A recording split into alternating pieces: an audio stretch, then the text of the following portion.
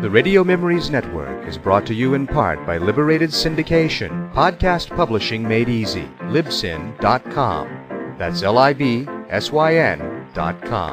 You're listening to Horror Old Time Radio. We present Vincent Price and Coral Brown in Night of the Wolf, a horror legend of man and beast by Victor Pemberton. Night of the Wolf.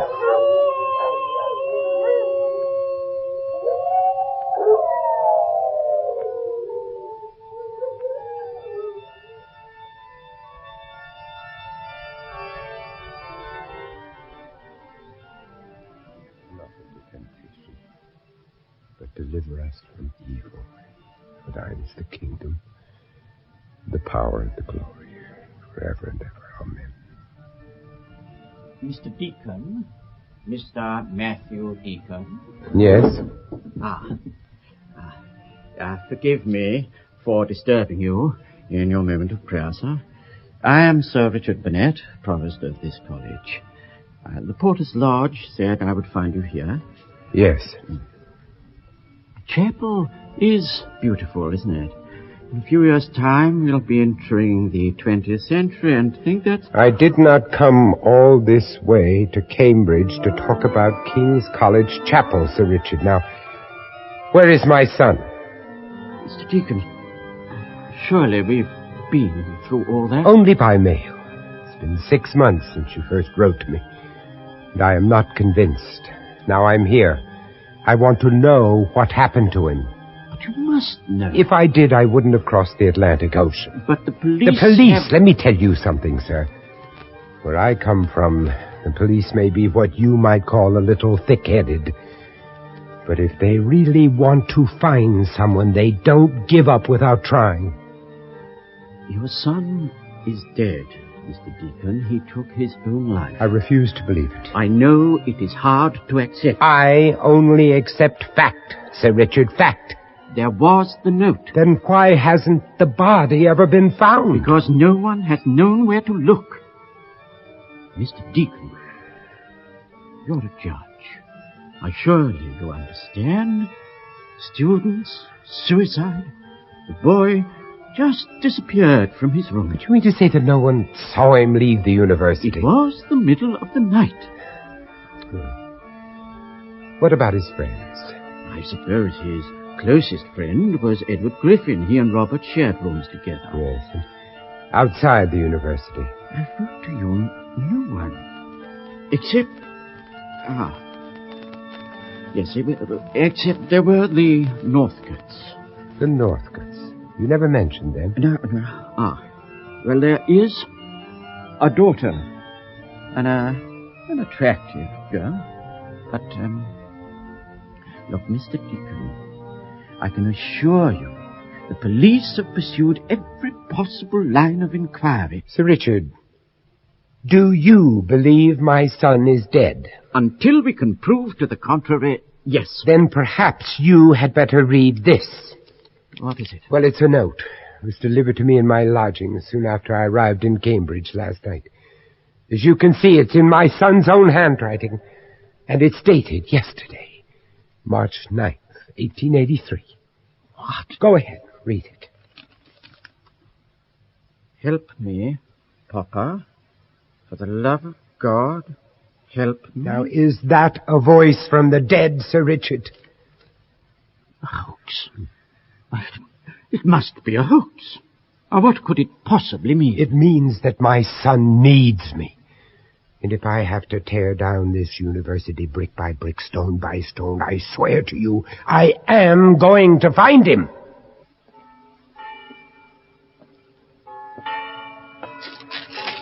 Who are you? What do you want? Look, if it's money you're after... I mean you no harm, sir. I'm a friend of your son, Robert. There are things I must tell you, Mr. Deacon. Who are you? My name is Edward Griffin, sir. Griffin. Robert and I were as close as friends could be. Yes. That's why I'm as desperate as you to know what has happened to him. Young man, are you trying to tell me you You have reason to believe that my son is still alive? Alive or dead, sir, I am convinced that Robert would never take his own life. If you know what has happened to my son, Mr. Griffin, then you must tell me everything you know. First, I must have your word that whatever is said between us will not be revealed to any other living person. No, you have my word. But what happened to Robert that night he disappeared? What was he so afraid of? Does the name Dorothy Northcote mean anything to you? Northcote, yes, vaguely. Well, Robert was in love with her. She had flaming red hair that falls down to her waist like a scarlet waterfall. And her eyes. She had such a wild look in her eyes. Is it so unusual for a young man to be infatuated with a beautiful girl? Robert's love for Dorothy Northcote was more than infatuation, Mr. Deacon. It was a need. We first met her at the college May ball. I don't know where she came from or even how she got there. But Robert somehow noticed her the moment she entered the hall. When she saw him, she began to mock him with her eyes. It was as though they had made some kind of contact without the need for words. From then on, Robert saw her practically every day. He became restless and tormented every moment he was parted from her. His whole being seemed to change. He even started to quarrel with me, something he'd never done before. He began to react to me and everyone else around him as some kind of a threat. He was consumed with hate. One night, I decided to follow Robert here to this bridge. From the shadows down there by the river, it was only his reflection I could see, shimmering by moonlight into the water. But there was no mistaking Dorothy's voice. Why, Robert, I do believe you are staring at me. What is it, my dearest? What are you trying to say to me? I can't live my life without you, Dorothy. You're such a part of me now. My past, present, and future. Take me away with you, Dorothy. I beg you to take me away. Don't you understand? I couldn't bear for you to leave me alone. Oh, but you will not be alone, my dearest. Never again. No one can part us now, Robert. No one. You are my soul. I am your creation. Shh. Look down into the water, Robert. What do you see? Darkness. Only darkness. No, Robert, there is no darkness in the sky. Only light. The moon will protect you, my dearest. Protect you. Nothing exists. The world doesn't exist. Only you and me. A cloud. I see. I can see a huge black cloud. It's all around me. I can't breathe. Tell me, Robert, tell me. There's something there, coming out of the cloud. 2 faces. They look so alike, and yet... Oh, no! Oh, take them away from me! Take them away! Look at the face. I command you to look at the face. What do you see, Robert? What do you see? Oh.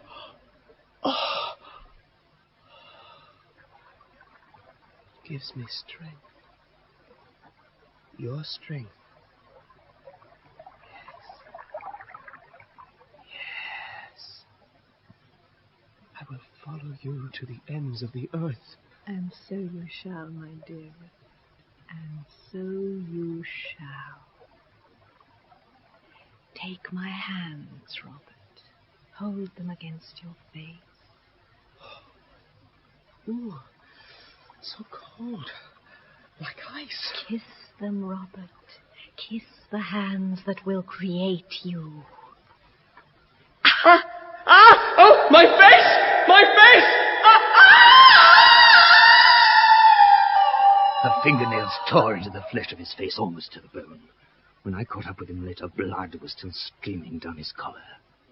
Mr. Griffin, have you ever told any of this to the police? No, sir. Why not? I just felt that anything I told them wouldn't make sense. It all seemed so absurd, so unreal. Maybe it is unreal. Maybe what we're dealing with here are forces that are beyond law. But the first thing I want to do is to find that girl. Where does she come from? She lives in the manor of Northcote. It's an old family house deep in marshland up in the Fen country. Now, you just tell me how to get there, and I'll leave first thing in the morning. Then I must warn you to take care, sir. For the Northcotts are a hostile, arrogant family who have chosen to live their lives in total isolation. Your visit may not be welcome. I'm not afraid, Mr. Griffin. If there's someone in that house who knows what happened to my son, then it'll take more than arrogance to keep me from him. Then you must promise me, sir, that if ever you're in danger, you'll call on my old friend, Professor Daniel Forrester. He's an anthropologist who lives in the village of Northcote itself. Daniel Forrester. Yes. Yes, I'll remember that name. Mr. Griffin, let me shake your hand. I know that Robert will be as grateful as I am for what you have done. Mr. Deacon, do you believe in the power of evil?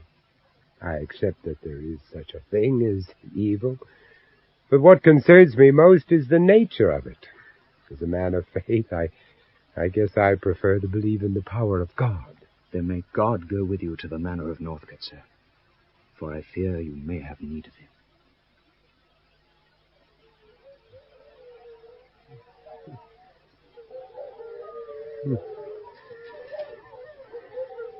Who's there?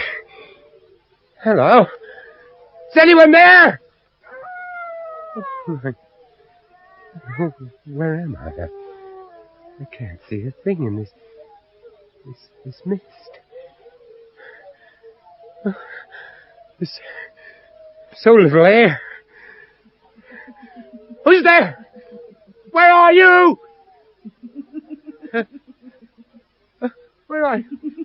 Where are you? Where are you? What? My hand. Something touched my hand. Help us. Please help us. What? Where are you? Keep away from me. Keep away! I can't see you! Who's this? Keep away. What was that? What was that? A dog? Dog? Oh, no, my God. It's not a dog. Oh, no. No! Help me, someone! Help me! Leave me alone! Leave me alone! Leave me alone! Leave me alone! Leave me alone! Mr. Deacon. Mr. Matthew Deacon. Who are you? I am Nicholas Northcott. Come to the house, please. My grandmother is expecting you. Why have you come here, Mr. Deacon? No, ma'am, it seems my visit was not entirely unexpected. Oh, not at all. I heard you were staying in the village. It's common knowledge you are trying to find your way out here. I'd like to know why. I'm looking for my son, Mrs. Northcott. Where is he? Your son? I don't understand. I have information that this house is the last place he came to before he disappeared from Cambridge University. Oh, yes, the student boy. The police did come here to make certain inquiries about him, but you are misinformed, sir. I do not know your son. If you'd taken the trouble to write to me in advance, you could have saved yourself a pointless journey. Then perhaps you'll allow me to ask the same question of your granddaughter. Where is she, Mrs. Northcott? Where is Dorothy? Oh, Dorothy is not here. She's away visiting a sick relative in France. Are you aware that she is the last person to be seen with Robert? She was my son's constant companion. Deacon, there are many who would consider my granddaughter to be a somewhat beautiful child. It is not unusual for young men to be attracted to her. These two young people were in love, Mrs. Northcott. In love? Oh, Dorothy's been in love many times, but with no one but herself. You're wasting your time, sir. You have my word that, to my knowledge, your son has never been to this house. Well, then perhaps you will tell me why. On the first day after he disappeared, my son was seen arriving with your granddaughter at the village railroad station. Now, are you going to let me talk to that girl? Or do I have to find out what I want to know from the village? The villagers despise this family, Mr. Deacon. They have always despised us. And they do anything to blacken our name. I cannot allow you to be subjected to their pernicious gossip. For the time, it's better you stay here. I'll send to the village for your belongings. You're inviting me to stay here in the manor house? Oh, why not? There's nothing to be afraid of, is there? That, ma'am, is what I'm here to find out. Fear is a condition of the mind, Nicholas. I suppose you could call it an emotion. A dread of something you hope will never happen. Now, you take me, for instance. There are a lot of things I fear. Most of all, death. You mean you're afraid to die? Oh, no. No, but I'm afraid of taking life. That's quite different. Have you ever taken a life, Yes. Mr. Deacon? Yes, Miss Sybil, I'm afraid I have. But then if you believe in justice as I do, you come to realize that there are some crimes that just have to be punished, whatever the cost. You have actually sent men to the gallows. Yes. And you have no conscience about it. Oh, on the contrary, my dreams are plagued by the prospect of taking a life that the good Lord has created. But society has the right to be protected from the powers of evil. I guess it's the same in your country as well as our own. What part of the United States of America do you come from, Mr. Deacon? Pennsylvania, ma'am. Pennsylvania? Yes. Is that a town? No, Miss Sybil. I doubt if you ever heard of my hometown. In fact, you probably couldn't even find it on the map, but I tell you, I think about it. I think about it an awful lot. Especially when the lilacs are in bloom. And what about the war, Mr. Deacon? Did you have to fight for your state of Pennsylvania in the American Civil War? Oh, yes, Nicholas. I had to fight. So did a lot of other men. They had to fight and die. Some of them were not even as old as you, scrubbed faces, half-grown bristles. Nothing more than boys stepping into men's boots. You see, to us, the enemy was just a different colored uniform, that's all. We shared the same blood. We had the same hopes. I never did understand why I was asked to kill a man when I didn't even know the color of his eyes. But then if you're a man like the late President Lincoln, I guess you'd be willing to sacrifice anything, even your own life, if it's for something you really believe in. Tell me something. How do you manage to run a house like this without servants? Servants? Yes. Even if you get them to come out here, I can assure you they'd never stay. Oh, why not? Because it would intrude upon my grandmother's privacy. Nicholas, what my grandson is trying to say, Mr. Deacon, is that the Northcotts have lived in this house since it was first built. We have always valued our seclusion. Superstition. That's what keeps them away. They know what this house is and all it stands for. Either be silent or leave my table, sir. I do so hate being alone. I like to have fun, to be able to talk to people. This house has become so depressing. Now, don't be ridiculous, sir. But it's true, Mamma. We're so far from the village, no one ever comes to see us. Well, now, Miss Sybil, you really don't make it too easy for people, do you? And surrounding yourself with wild dogs and here in the middle of the marshland. It's not only that, Mr. Deacon. Ever since Dorothy has gone, this house has been like a grave. Oh? Well, when does Dorothy get back from France? France? I don't follow you, sir. Some wine, Mr. Deacon. No. No, thank you, ma'am. Mrs. Northcott, why did my coach driver make me walk the last part of the journey up to this house? What did he mean when he said it's not safe for anyone to be out on the marshes after sunset? As my grandson told you, Mr. Deacon, the villagers harbor certain superstitions about these marshes. They believe they're haunted by the many victims who perished there. You're lucky to have survived your journey here at all, Mr. Deacon. A few steps either side of that road, and you'd have found yourself in mud bogs more than 12 feet deep. From what I heard out there in the mist, it was not only the mud I had to fear. What do you mean? Young man, I've lived in the backwoods of my own country long enough to know the difference between the howling of a wild dog and the call of a wolf. But you're mistaken, sir. The wolf is a creature that has been extinct in this part of England for centuries. Then the question is all the more challenging, ma'am. I heard a wolf. Nicholas, it's past 8 o'clock. Both the house doors. I haven't finished my wine. The doors, please. Very well.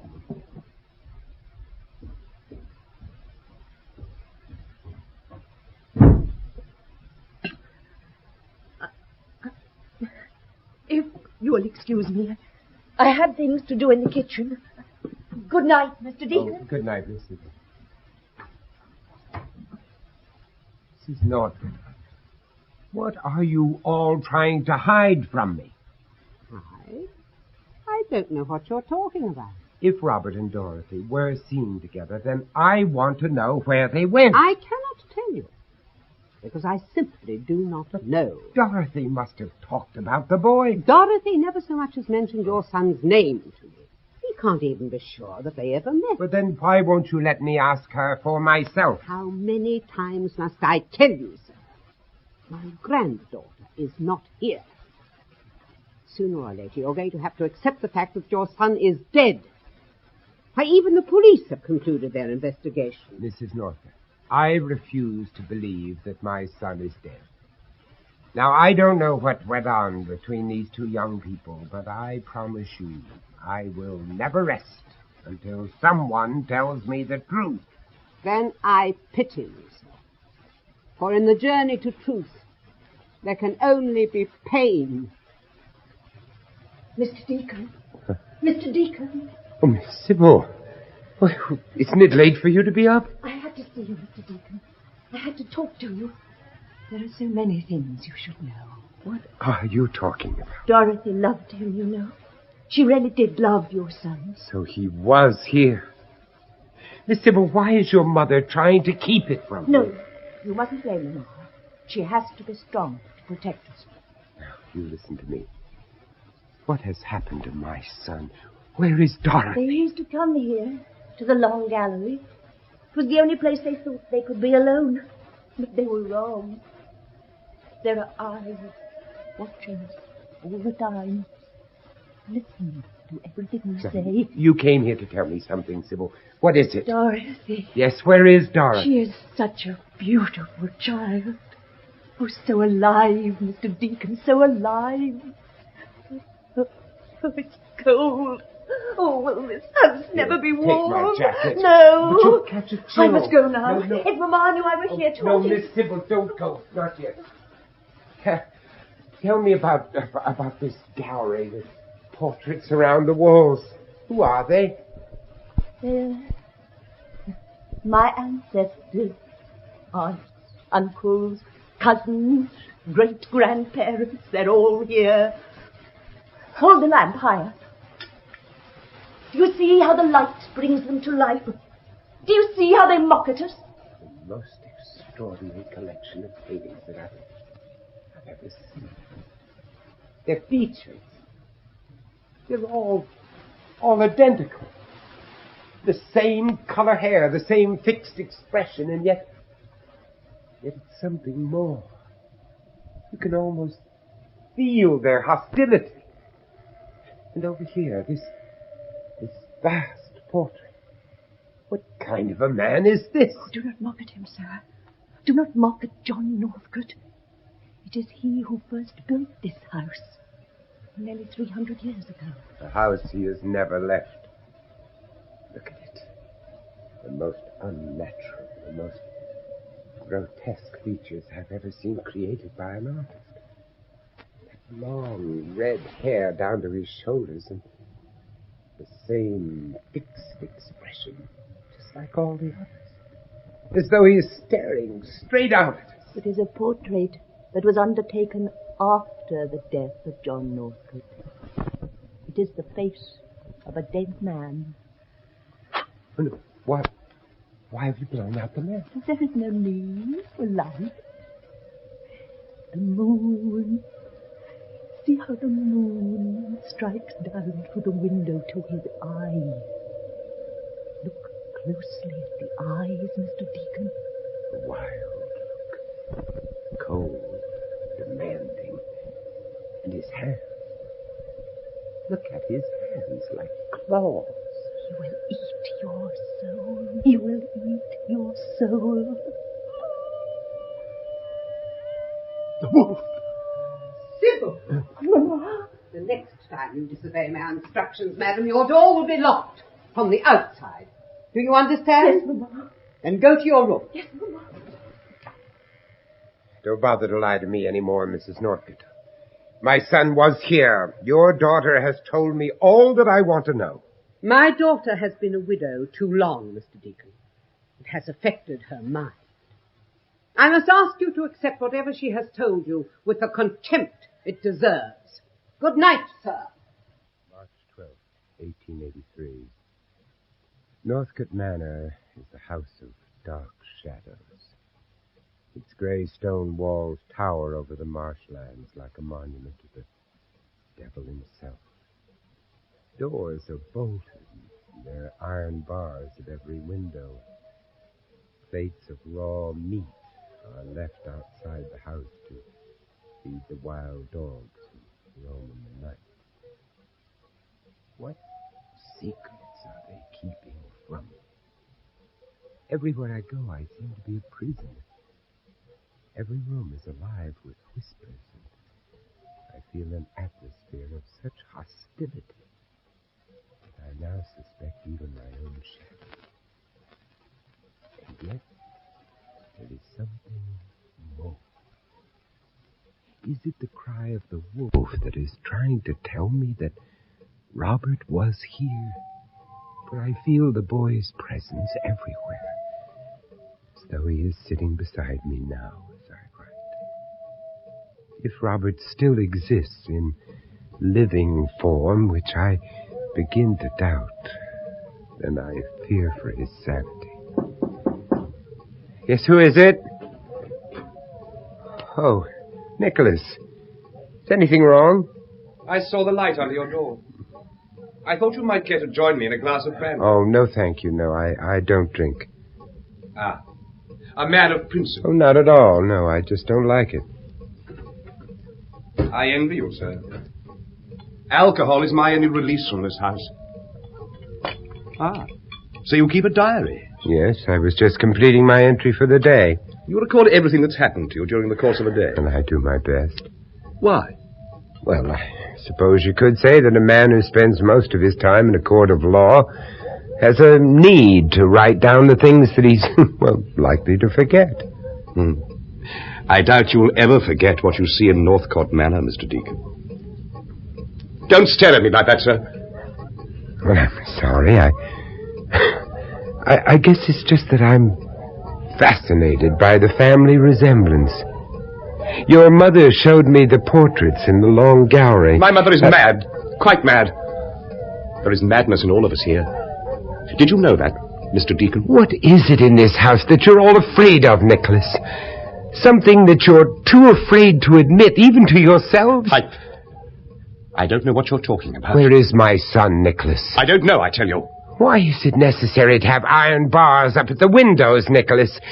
Is it to stop something from getting in? Or to prevent someone from getting out? Ask my grandmother.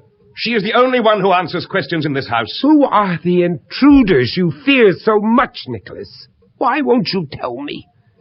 The only intruders on these marshes are we who live here. It is the dead who watch over Northcote Manor. They watch and despise. I have heard it said that to hear the call of a wolf is to hear the call to one's own death. I don't believe in superstitions, Nicholas. I only believe in what I know exists. It's the first night of the full moon. I would advise you to keep the curtains drawn, sir. The light will disturb your sleep. Are you a man of faith, Mr. Deacon? When you get to be my age, you realize faith is one of the things you can't live without. And it wasn't until tonight that I knew my son felt the same way. What do you mean? I found this copy of the Bible at the side of my bed. Shall I read you what it says on the inside cover? To my dear son Robert, from your loving father, April 4th, 1870. I gave this to Robert on his 5th birthday. If you change your mind about that brandy, I'll be downstairs in front of the fire. Are you so afraid to sleep, Nicholas? Northcote Manor is not a place for sleep, Mr. Deacon. It never has been.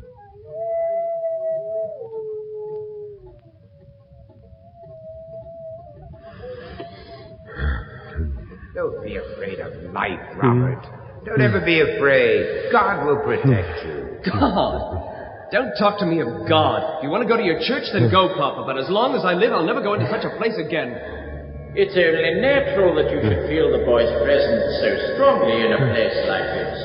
Why, I've often seen him in here alone, kneeling in prayer. The wolf is a creature that has been extinct in this part of England for centuries. He will eat your soul, Mr. Deacon. He will eat your soul. Soul. For the love of God, help me! Robert! Robert!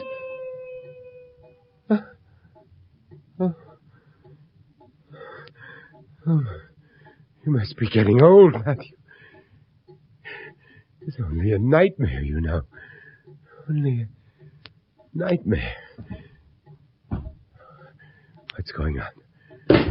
Who's there? Who is it? Who are you? What do you want? What do you want? My hand. Something touched my hand. I can't see anything. It's so dark. I must get to the door.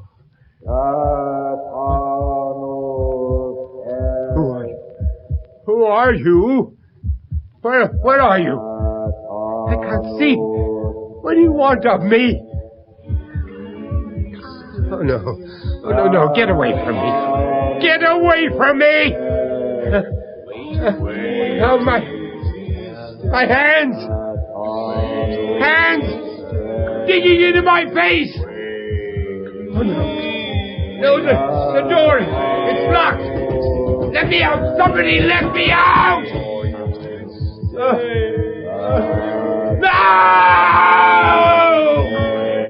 What happened? It's gone. It's gone, and yet the pressure, I can still feel the pressure. The window. There's something at the window. Balcony. Outside. Who is it? Who's out there? Who's out there, I say? Oh, my God! Help me! Help me, somebody help me! Nicholas! Nicholas, where are you? Oh, Nicholas! Sybil! What on earth do you think you're doing out here? Now get back into the house at once, madam. But Nicholas! He's out here somewhere, Mamma. I saw him from my bedroom window. You stupid girl. How many times must I tell you not to talk of such things? It has broken loose, Mamma. Didn't you hear? He tried to get into the house. Be quiet, I say. You know what it came for, Mamma. You know. Yes, Miss Sybil. What did the creature come for? Oh. Was it for me? Was I to be its prey? And why was it only your voice that sent that creature racing off into the marshes like a bewildered rabbit? Mr. Deacon, if you are to remain a guest in my house, you will have the courtesy to respect my wishes. During the hours of darkness, it is unsafe for you to step outside the house unattended. Believe me, I tell you this only for your protection. And is that why you locked me in my room, ma'am? Was that for my own protection? You are mistaken, sir. I did not lock you into your room. Well, then why did I have to break down the door to get out? Take a look at that window of mine up there, Mrs. Northcote. Tell me what kind of an animal is it that has the strength to tear down iron bars as though they were made out of matchwood? What I saw up there in the dark was neither man nor beast. It was of a shape and size so unnatural. The blood in my veins turned to ice. Mr. Deacon, your life was never in danger. My gamekeeper, Mr. Morris, is employed to protect the house at all hours of the day and night. And what is it he protects you from, Mrs. Northcote? Is it from the wild dogs, for whom you leave out plates of raw meat every night? Or is it from the wolf, a breed of animal that has been extinct in these parts of the country for centuries? I have nothing more to say to you, sir. Did this same creature come for my son, Mrs. Northcote? Did it come to that room where I found my son's Bible at the side of my bed? Good night, Mr. Deacon. Come, Sybil! Did it come for my son as it came for me, Mrs. Northcote? For if none of you are willing to tell me the truth, then I swear to you, in God's name, I'll find someone who will.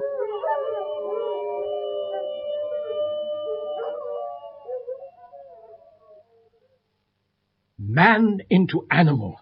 It is a theory that has plagued men of learning for centuries, Mr. Deacon. After all, what is man but an animal? He has paused to walk on his own sense of direction. He lies, cheats, hunts for his food without conscience. And all for one purpose: to survive. Think of the monkey, the baboon, the gorilla. All of them had great ancestors. And yet as we mock at them through the bars of their man-made cage, are we really to believe that we have progressed into the superior beings we are today? No, sir. We are superior only in objective, not in development. Even Mr. Darwin made that abundantly clear in his recent thesis on evolution. Man into animal. Are you offering that as serious scientific theory, Professor Forrester? Well, suppose you tell me what you think it was that tried to break into your room last night. You're trying to tell me that it was some kind of half-human animal? The Fenlands have always suffered their share of superstitions, but none more strange or difficult to understand than that of the werewolf. Werewolf? Werewolf here in the middle of the English countryside? Oh, we scientists have invented a respectable word for the study, you know. Lycanthropy. The transformation of man into wolf creature. As you can see by my collection of books here, I've been absorbed in the subject since my student days in anthropology at Cambridge. Now, look, even I know that the origins of lycanthropy are found in the myths and legends of all European folklore. But what you're asking me to believe is that there actually exists a living human being that is capable of physically transforming itself into a wolf. Even scientists have to accept that there are some phenomena which simply defy the laws of nature. I'll show you what I mean on this wall sketch. Oh, now, is that anything like the creature you saw last night? My God, it's incredible. This is no myth or legend, my friend. It's a composite drawing taken from the descriptions of those who have actually seen the wolf creature. It's not a man, and yet it's no animal. If I hadn't seen it with my own eyes, it has the skin and hair of an animal, but those eyes, it has such a wild look in its eyes. A creature whose natural strength is more than quadrupled during the period of transformation. It defies all known scientific laws. Professor, do you believe in life after death? That's an odd question. I don't know, really. But I suppose if you believe in God, then you ought to believe that life doesn't end with death. Why do you ask? Well, I was just thinking there must be an awful lot of people who have a need to make contact with the life hereafter. I mean, either through grief or as a way of using the dead as a weapon against the living. Witchcraft? Witchcraft, black magic, satanic ritual, call it what you will. But believe me, I have seen the effects that all of this can have on the human mind. Ordinary men and women tearing themselves apart because they are indulging in things that they do not understand. You think some kind of bestial witchcraft has been used to create a phenomenon like the werewolf? Man cannot create his own image. Only God can do that. But devil worship can create a madness that will make you deny the existence of your own soul. You know, I once met a Red Indian witch doctor who claimed that he was able to make contact with the devil merely by staring up at the moon all night. The moon? Stare long enough at a full moon, and you can almost hear it. A voice. calling in the night. Mr. Deacon, I think you should know the wolf creature is seen only during the hours of a full moon. Professor, when was the existence of this creature first established? There are documents in the village church which suggest that the first victim was struck down on the marshes during the time John Northcote was building the manor house. That was back in the early part of the 16th century. How much do we know about the first John Northcote? I mean, what kind of a man was he? Oh, quite a tyrant of his day. The villagers are convinced it was Northcote himself who was cursed into a wolf creature by a band of travelling gypsies who had a grudge against him. We can't prove that, of course. No. But if it were true, if Northcote had somehow been transformed from man into the wolf creature, then it wouldn't be without logic to think of the condition as hereditary. Hereditary? Well, why not? It wouldn't be the first time a disease has been passed down from one generation to another, would it? I mean, think of hemophilia, for instance, or any other disease of the blood. Well, it would certainly tie up with what we know about the family's history of ill fortune. Then, would it mean that there is a werewolf amongst the present generation of Northcotes? Well, why else are they so afraid to tell me what has happened to my son? Mr. Deacon, Matthew, do you still believe that your son is alive? Daniel, until last night I still hoped. But after everything that's happened, I find it hard to believe that I'll ever see Robert again. But I'll not sleep at night until I know how or why Dorothy Northcote took the boy to that God-forsaken house. Until I know why his life had to be sacrificed for something that is just too evil to even think about.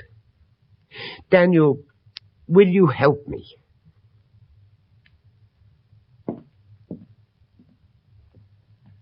Ever seen one of these, Matthew? Over here, in the glass cabinet. What is it? Take a closer look. A pistol bullet? I've been keeping it under this cover for years. It was specially made for me by an eminent London gunsmith. It is of pure silver. Well, what do you need a silver bullet for? Legend tells us that only silver will penetrate the heart of a werewolf. Oh, no. Daniel, no, leave it to God. God can never rid us of a monster that has terrorized us in our dreams, Matthew. One shot. One carefully aimed shot is the only chance we have. But I will not fail you, Matthew. I will not fail you or your son. For with God's help, this bullet will end a legend that has to die.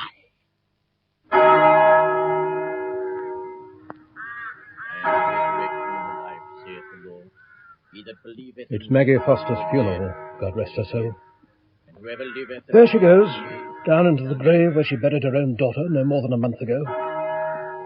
Grief was too much for her. Her daughter? The child was 15, Matthew. They found her body out there on the marshes. By the time the wolf had finished with her, there was hardly anything left to put inside the coffin. Are you telling me this creature feeds on human flesh? Look around you, Matthew, here in this very graveyard. There's hardly a tombstone that has not been removed, a grave that has not been pillaged. The werewolf hunts not only amongst the living for its food. Daniel, over there. Look. Where? Oh, over there, behind those trees. Can't you see him? It's Nicholas Northcote. Northcote? Yes. Where?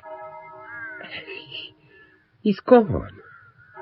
He's not there anymore. My dear fellow, you must have been mistaken. The Northcotes are never seen in the village, especially at the funeral of an old peasant woman. But he was there, Daniel. I swear to you, he was there. He had such a strange look on his face. A look of pain. Why, Daniel? Why?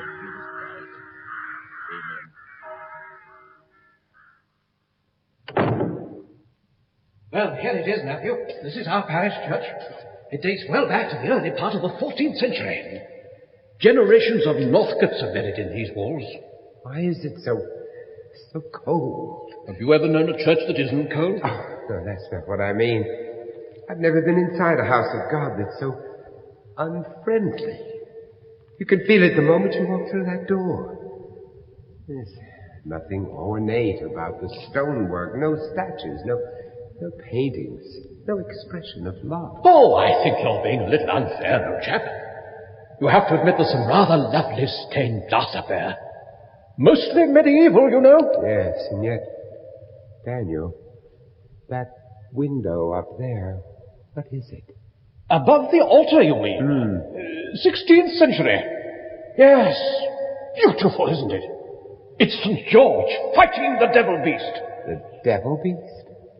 A half-man, half-wolf? A werewolf? Come over here, Matthew. I want to show you something. This side of the church is known as the Devil's Walk. To Christians in former ages, it was referred to as the province of Satan. You'll have to stoop down to see the mask. It's buried in the wall. The mask? It's the death mask of John Northcote. How did he die, Daniel? How did all these Northcotes die? Buried with their secrets into the walls? Did the wolf creature claim all their lives? Who knows? But if a transformation from man into animal is passed down from one generation to the next, it's more likely to manifest itself in a male member of the family. Matthew, what are you staring at? Is anything wrong? The wall. Look, there's something been scratched on the wall at the side of the Northcote's tomb. Where? There. Oh, yes. Yes, so it has. Looks as though it's in Latin. Satanus est. Satan lives. What could it mean? That girl, she's here. Girl? What girl, Matthew? She's here again. Can't you hear her? Well, you must hear her, Daniel. You must. I can't hear anything. And that smell, the perfume, it's her perfume. My dear, now listen to me. Up there, the window above the altar. Oh, they're here, Daniel. Can't you hear them? Can't you feel the pressure? It's all around us. I gotta get out of here. I can't breathe. I can't breathe.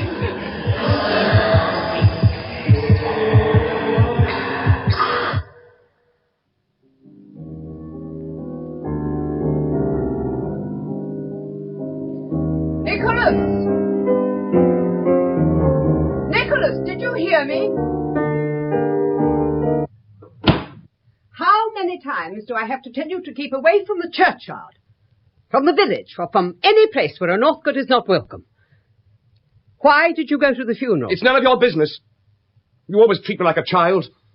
Why must I be locked up here like a prisoner in my own home? Because you tell lies, Nicholas. Because, like a child, you cannot tell the truth.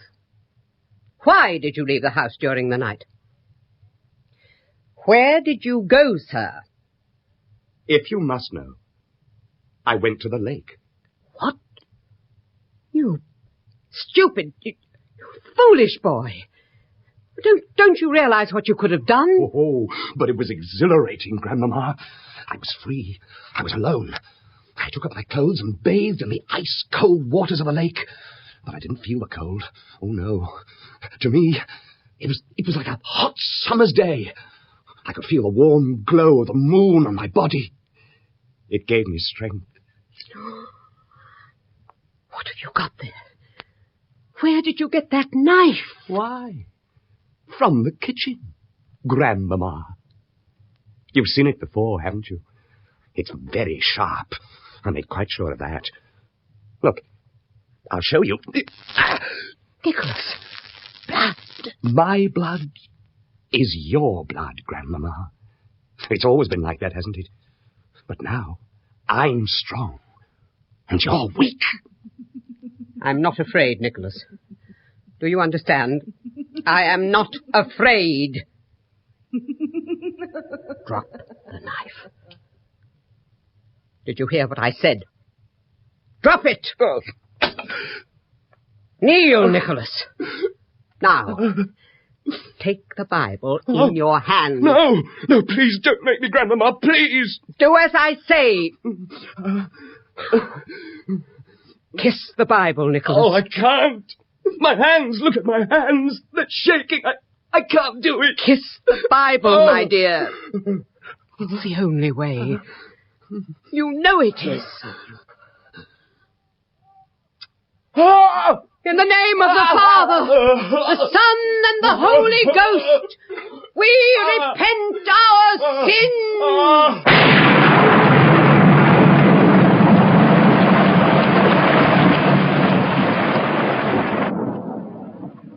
The wolf creature? Aye, I've seen it all right.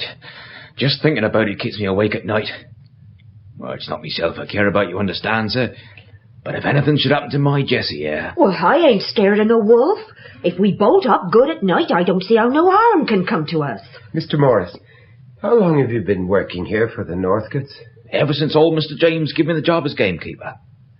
These fields used to be full of barley in the old days. I was always out shooting hare. But not no more. Oh, why's that? 'Cause there ain't nothing to shoot at, that's why. 'Cept dogs. And the creature. I'm always thankful for the rain. It makes us feel safe. Sometimes it's so quiet out there. No birds, no breeze. Just a feeling you're being watched. And I hate the moon. Mrs. Morris, do you think your husband would tell me about the night he saw the wolf creature? No, sir. Oh, don't ask him, please. I beg of you. It's a time in my life I'm doing my best to forget, sir. Oh, please, Mr. Morris, try to understand. It's terribly important for me to know. Please. Well, it were years ago. Must have been winter, 'cause I remember the hoarfrost on the trees. I was down by the lake, fixing up my gin traps for the night. It were already dark, and the mist was coming down thick. I started to make my way back toward the cottage. Who's out there? Who's there, I say?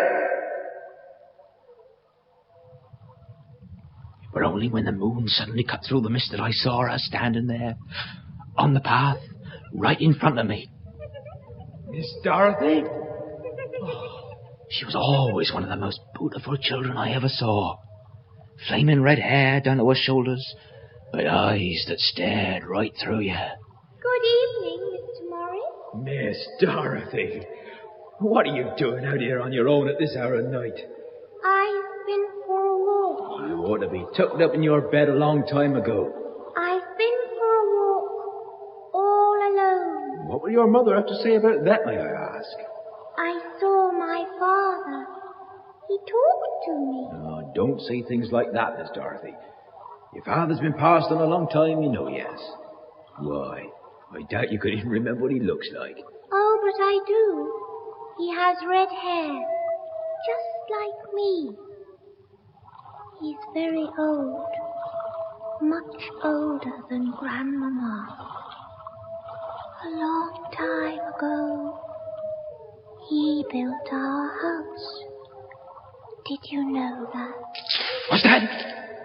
Yeah, there's something in the bushes over there. You mustn't be afraid, Mr. Morris. I'm not afraid. Miss Dorothy? Miss Dorothy! Well, come back here, Miss Dorothy! Miss Oh, God! Help me! Oh, Jesus!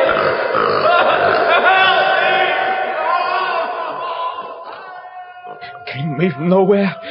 Eyes glaring out of the dark like emeralds. Teeth like rocks. Tarnished with the blood of human flesh.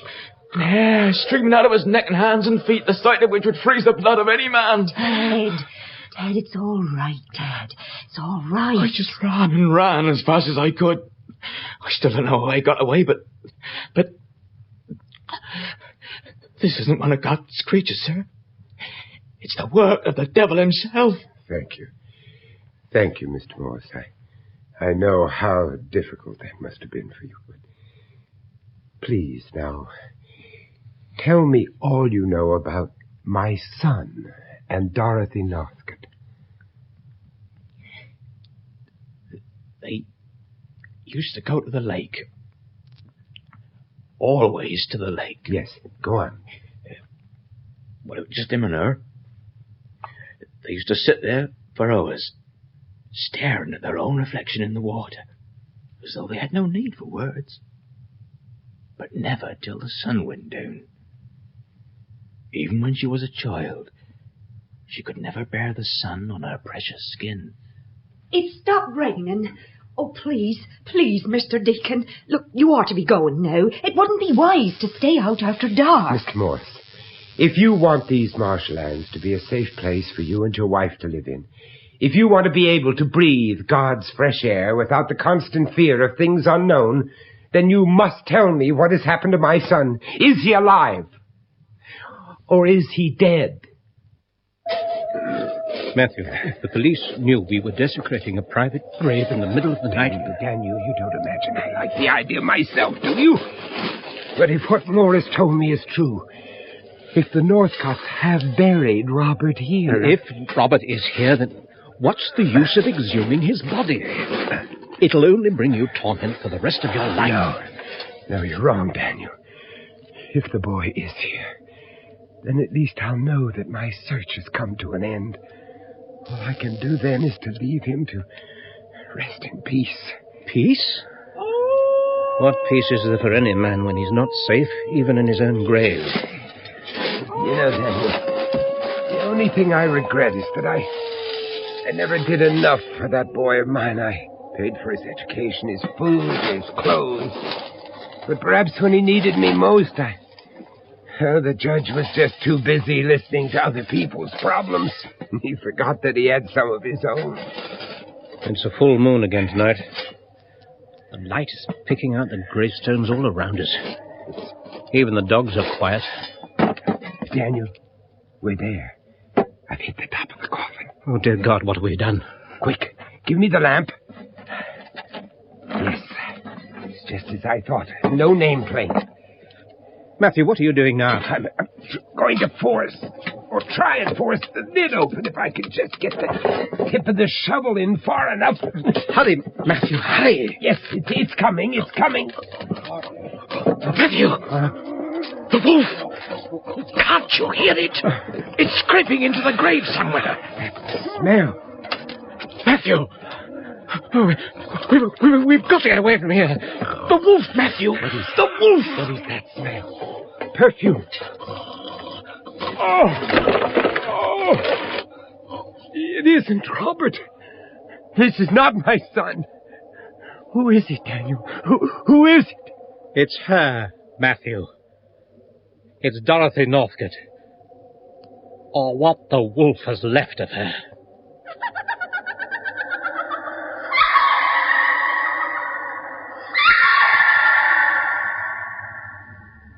No, I don't believe you.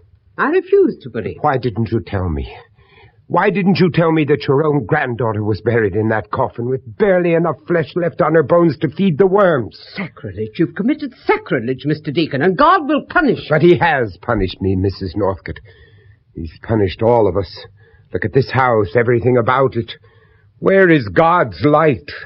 Where is the pure air he gave us to breathe? Why do the dead thrive here and not the living?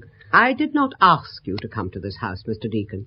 You came of your own accord. How long has she been dead, Mrs. Northcote? Was my son with her when the wolf attacked? Stop this. Stop it, I say. Mrs. Northcote, I want to know. Mr. Deacon, may I remind you that I am not obliged to answer your questions. This is not a court of law. I do not stand accused before you. Where is my son?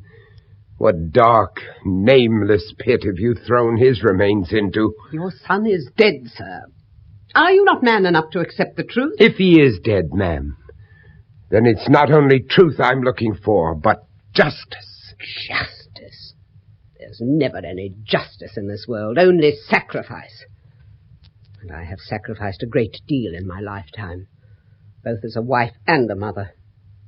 And as long as I live, I shall never be anything more than a prisoner in this house. Mrs. Northcote, I don't know what happened between your granddaughter and my son, but somehow they seem to have created some kind of bond that I don't even pretend to understand. But from what I've felt since I came into this house, I can only believe that their relationship was a manifestation of the devil himself. The devil? What is the devil, Mr. Deacon? Is it some kind of a demon with horns on its head and a pointed tail? Or is it that creature out there which haunts our lives every night of the full moon? Or do you believe, as I do, that the devil is a corruption of our souls, an invasion of our hopes? How many years have I lived in this house without peace? How many years have I had to stand aside and watch those Marshes out there claim all that I love most? My husband, my son, and even my own granddaughter. Each night I ask the Almighty to end my suffering, and each night it is only He who gives me the strength to go on. For that, Mr. Deacon, is what I must do. As long as I live, I will resist this devil. I will resist it until the curse that has plagued my family throughout its long history is broken. Forever. Mrs. Northcote, the moment I came into this house, I knew it was dominated by the spirit of hate. Hate not just for you and all your family, but for all the things that are good and real. It's like a voice that never leaves you, a voice that tries to claw its way into your brain and urges you to follow. What is it that calls to us in the night? Satan lives?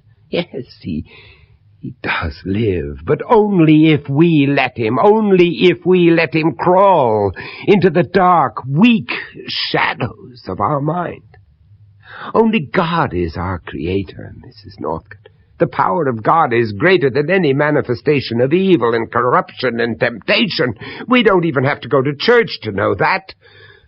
Nothing will ever convince me that faith can't destroy evil in whatever form it takes. It was faith that brought me to this house, ma'am. You asked me why I'm not man enough to accept the fact that my son is dead. Well, maybe I'm not.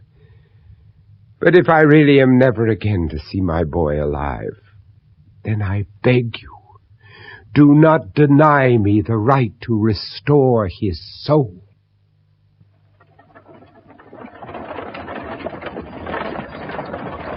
Whoa there! Whoa now! Well, this is it, Matthew. Northcote Lake. It's beautiful, isn't it? That small island out there, in the middle of the lake, Daniel. What's it used for? The island? It's good for a wild duck shoot, nothing more. There's an old hunting lodge out there. It hasn't been used for years. Daniel, I am sure that Robert is out there. Robert is out there on that island, and he is alive. How do you know this? I am convinced he's been hiding out there ever since the night Dorothy Northcote was attacked by the wolf. That boy is sick, Daniel. He needs my help. I've got to go to him. No, Matthew, wait. There is nothing you can do to help Robert. His suffering no man can cure. What are you talking about? The boy came to me for help, Matthew. It was soon after he arrived at the manor house. Robert came to see you, and you never told me. I couldn't tell you, Matthew. I didn't know how. This is something you just had to find out for yourself. But from the first moment I saw that boy, I knew. It was in the eyes, Matthew. A wild look in his eyes. He was struggling against something that he just didn't have the strength to resist. Oh, my God. Daniel, do you know what you're saying? Evil can exist in the mind of one who is too weak to resist it. And my son may be weak, Daniel, but I'll never believe he could turn his back on God and allow the devil to take possession of his soul. The day your son met Dorothy Northcote, His soul was never to be his own again. I'd like to think you're wrong. But the only way I can prove it is to go out to that island. If you go out there, Matthew, it could be your own life that you're putting at risk. Well, then it's a risk I'll have to take. If the boy needs me, I'll have to go to him. And I must go out to that island, and I must go alone.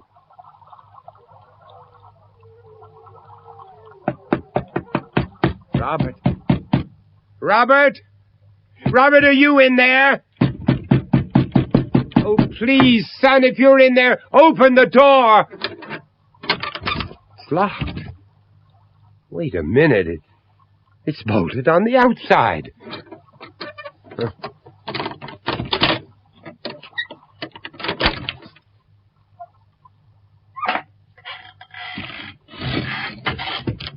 Robert?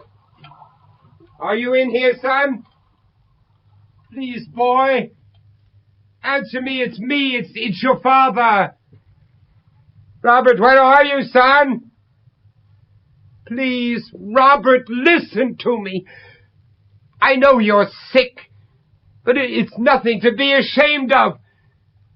I've come to take you back home, son, back to all the things you know and understand. Oh, don't do that. Don't close that door.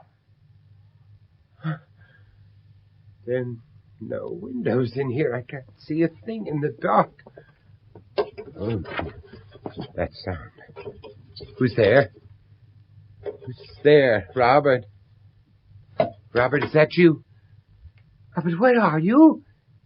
There's another room.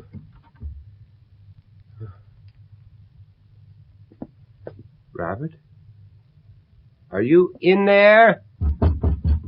Robert, why don't you answer me? Just let me talk to you, that's all I ask. I'm coming in, Robert. Papa? Robert. Oh, Robert, where are you, boy? I can't see in the dark. Over here, Papa, in the corner. Oh, Robert. No, no. Please don't come any closer. I don't want you to see me like this. Stand back where I can see you. Yes. Where the light is shining through the boards of the window. I had to see you, Papa. I had to see you just one more time. What are you doing here, boy? What's happened to you? Why are you locked up in a place like this with no light and no warmth? I wish I could tell you, Papa, but I can't. How long have you been here, son? I don't remember anything, Papa, not a thing. I just feel as though I'm fast asleep and haven't woken up yet. Everything's so confused. Oh, Papa, there are so many things I have to tell you, and yet I don't even know if they even happened. Now, you listen to me, son. Listen to me carefully. I've come to take you away from this place. No, it's too late, Papa. I'll never leave the marshes again. I can't. They'll never let me go. What are you talking about, son? They? Who are you afraid of? Afraid? Yes, maybe I am afraid of something. But what? Is it my dreams, I wonder? I dream an awful lot. Did you know that, Papa? I dream of the marshes and the woods and the lake through the mist. And the moon. Always the moon. Oh, the night is such a part of me, Papa. It's always waiting for me.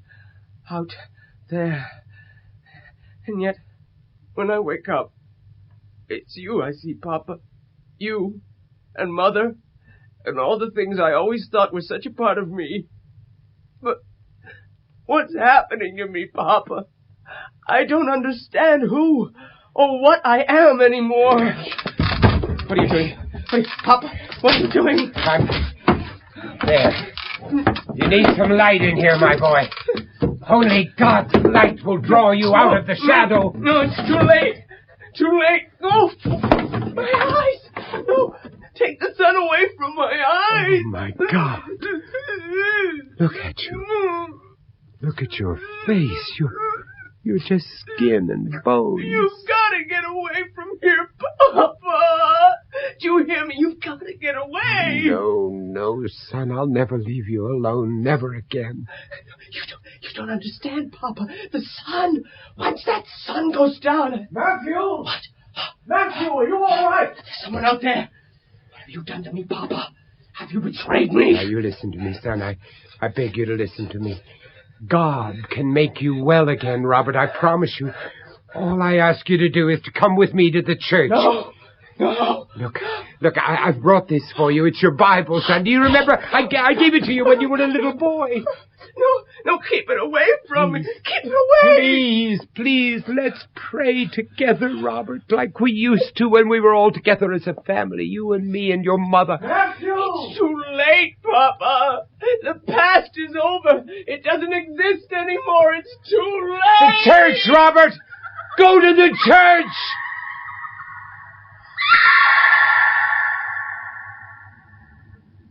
You're a fool.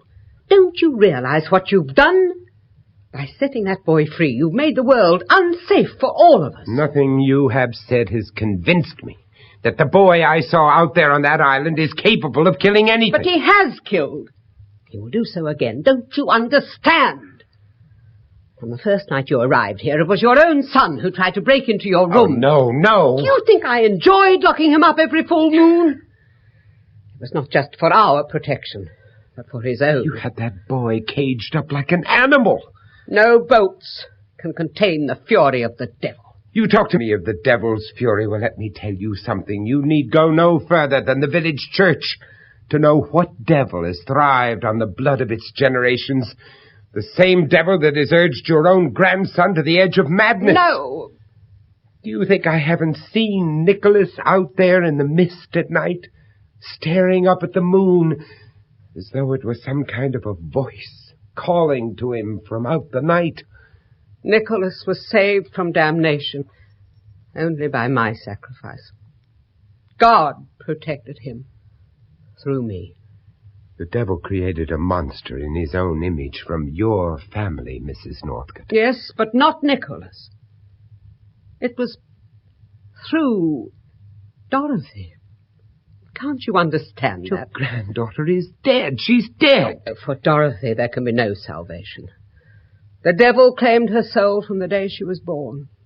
There was nothing I could do to save her. What are you saying? Mr. Deacon, throughout the Northcote generations, it was impossible for the devil creature to reveal itself in the female line. In the women, the seed of evil could only remain dormant until the time when it could be passed on to the male sex. A husband, a son, or a lover. In order to save your grandson, you sacrificed my son. But don't you understand? Dorothy had no choice. She was compelled to pass it on. I don't believe you. And I will prove that my son is not this monster that has been created from your family. Then for your sake, I pray to God that you are proved right, sir. For it is only He who will forgive you if blood is shed this night. Mrs. Morris! Open the door! Open up, I say! Mr. Nicholas, what is it, sir? What's wrong? Your husband, madam! Where is your husband? Why, sir, he's up watching the house. You know he's always watching the house this time of night. I've been searching for him for the last half hour.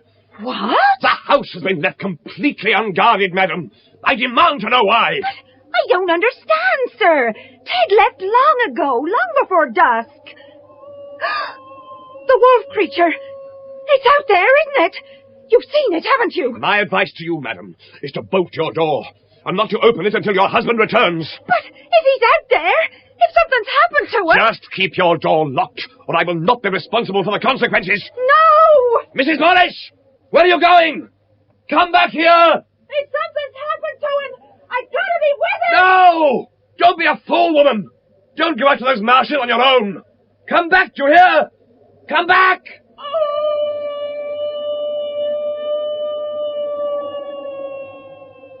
Ted! Ted! Where are you? Please, Ted! Don't leave me alone! I ain't coming down here to the lake. It scares me. Ted! Oh, God, where are you? there? Ted? Ted, is that you?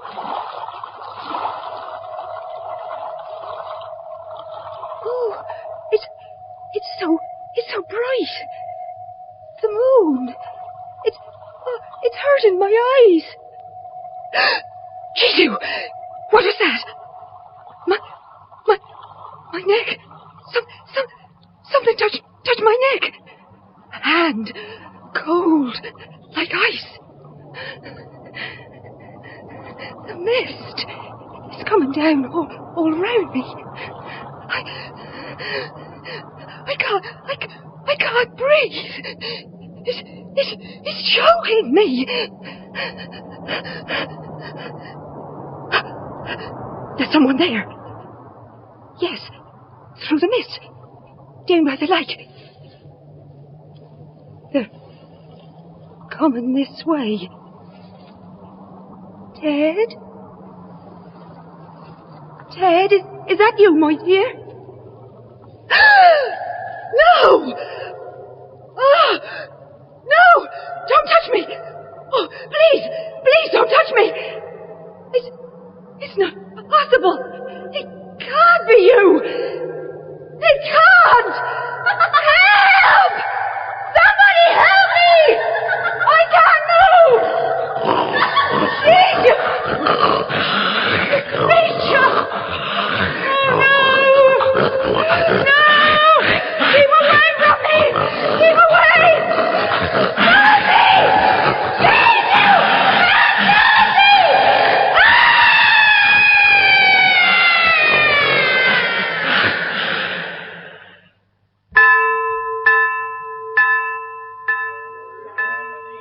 Daniel, what is it? What's going on? Jessie Morris was attacked by the wolf creature last night.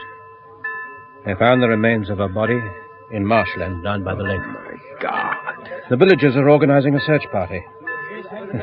They didn't realize their shotguns are quite useless against the creature. We've got to get to the boy before they do. No harm can come to him until the sun goes down. There's nothing you can do to save Robert now. Oh, but there is, Daniel. There is. Don't you see? I must give him a chance to live again. I can't allow the devil to take him away from me. He has taken him from you, Matthew. Robert is already stained with blood. You must let the law take its course. No, this is something that's beyond the law of men. Only God can help Robert now.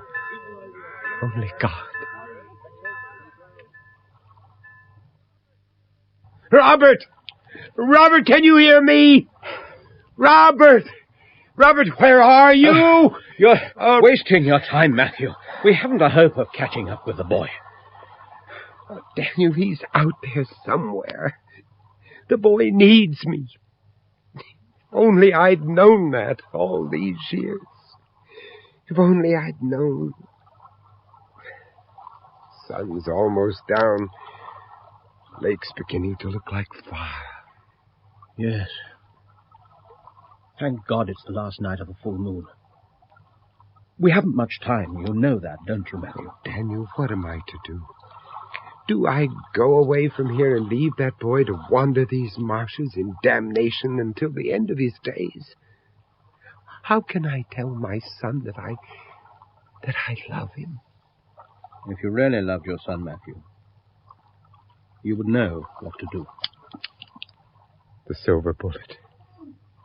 You'd use that on my son?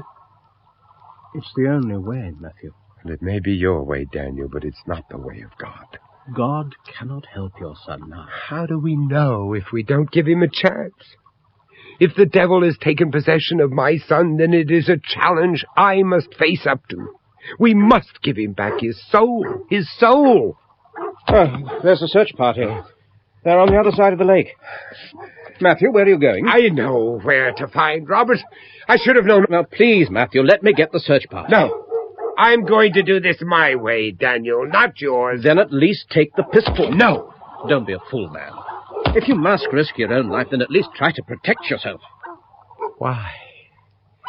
Why are men so afraid to give God the chance to solve the things they cannot understand?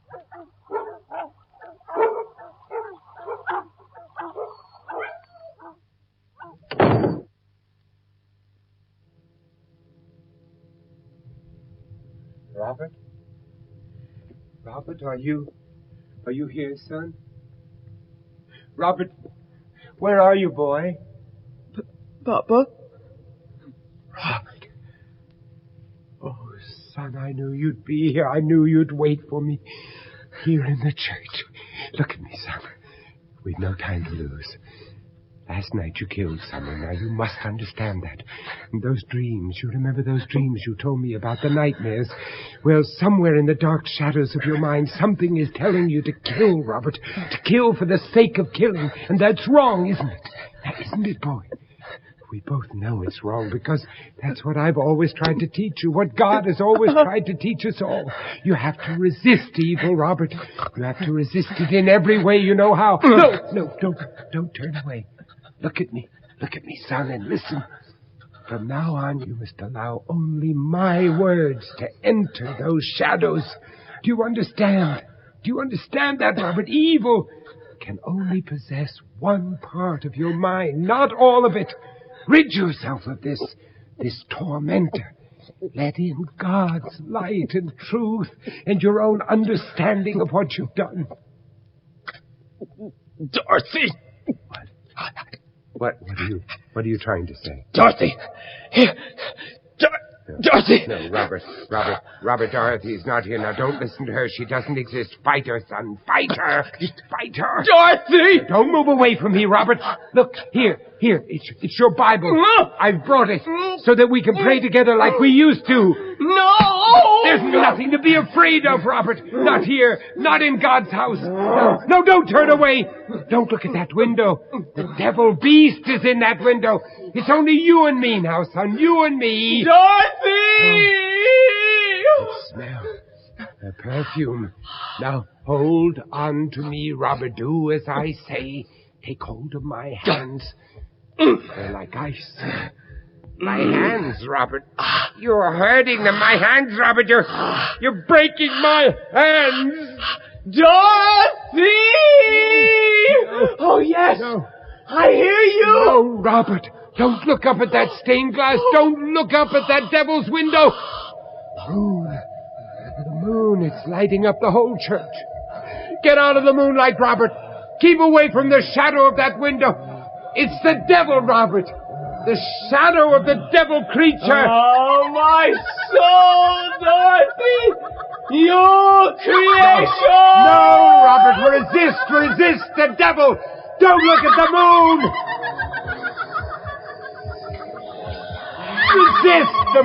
Resist them, Robert.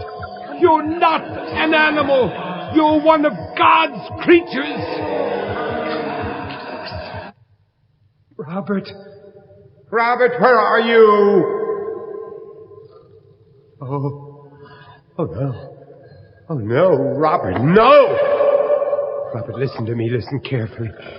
They can't take you from me. Do you understand what I'm saying? They can't take you. No one can take you away from God, Robert. Only He is your creator. Can you understand that, Robert? Can you? This is your Bible, Robert. Can you see it? I'm holding it out for you. I'm going to pray for you, son. I'm going to pray for both of us. Our Father, which art in heaven, hallowed be thy name. Thy kingdom come, thy will be done in earth as it is in heaven. Give us this day our daily bread, and forgive us our trespasses as we forgive those who trespass against us. And lead us not into temptation, and deliver us from evil. For thine is the kingdom and the power and the glory forever and ever. Amen. In the name of the Father, the Son, and the Holy Ghost, I command thee, Satan, be gone!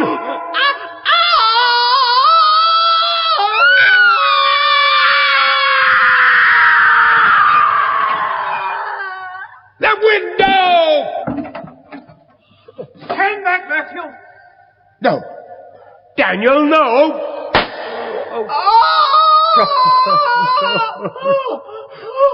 Dear God in heaven, what have you done? What have you done? Forgive me, Matthew. It was the only way. No, it was only your way. The way of men and their laws. But there is a higher law. A law that men will never understand. You had no need to shoot. My prayers were answered. His soul has been restored to him. It was my bullet that saved your life. I wonder. Matthew, look. The transformation. It's beginning to reverse. Look at the eyes and the hair. The whole physical structure of the wolf is changing back to its human form. Robert, my son. Somewhere in the dark shadows of his mind, he heard me.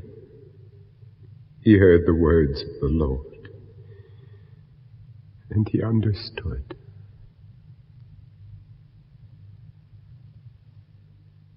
Vicent Price played Matthew Deacon and Coral Brown, Mrs. Northcote, in Night of the Wolf by Victor Pemberton.